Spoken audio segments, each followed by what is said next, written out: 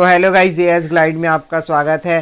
तो आप भी इस तरह का ट्रेंडिंग स्टेटस बनाना चाहते हैं गाइस, वो भी अपने मोबाइल फ़ोन से, तो आपके मोबाइल में होना चाहिए काइनमास्टर। अगर तुम लोग नए हो तो सब्सक्राइब करो, वो जो लाल वाला बटन है उसके साथ सूर्य नमस्कार करो या फिर अनुलोम विलोम, मुझे नहीं पता, बस क्लिक हो जाना चाहिए। अगर काइनमास्टर नहीं तो इसे डाउनलोड कर लीजिए, उसके बाद ही हमें ऐसा स्टेटस बना